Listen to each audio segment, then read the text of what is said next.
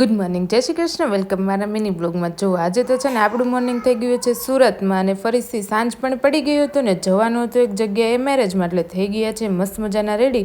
આ બાજુ પ્રિયાન પણ રેડી થઈ ગયો છે અને સંધ્યાનો ટાઈમ પણ થઈ ગયો હતો, અને ફટાફટ અમે પહોંચી ગયા છીએ ગોકુળવાડીમાં. આપણે તો આજે પહેલી વાર આવ્યા છે, અંદર જઈને જોઈએ લોકેશન કેવું છે.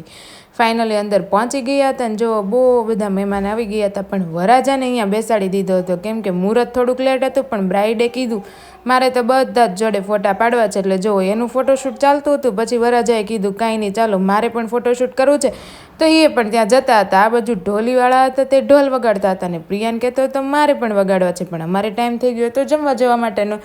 બેસી ગયા હતા જમવા, ને જમવાનું પણ બહુ મસ્તીનું હતું. અને જો આજે તો છે ને રબડી હતી એટલે મજા જ આવી ગઈ હતી. બધા જમવા બેસી ગયા હતા. અને હા, આજે તો છે ને આ સબસ્ક્રાઈબર પણ આપણને મળી ગયા હતા અને કહેતા હતા તમારા વિડીયો સરસ બનાવો છો ને અમને જોવાની પણ બહુ મજા આવે છે. ફાઇનલી ત્યાંથી રિટર્ન આવવાનું હતું ઘરે આવતા આવતા પહેલાં પ્રિયાને કરી હતી મારી યારે થોડીક મસ્તી, અને પછી પહોંચી ગયા ઘરે આવીને જોયું તો બધા ગેટની અંદર શું જોતા હોય એ ખબર નહીં, પણ હું અને પ્રિયા અને આશીષ અમે ફરીથી ત્રણેય બહાર જવા માટે નીકળી ગયા છે.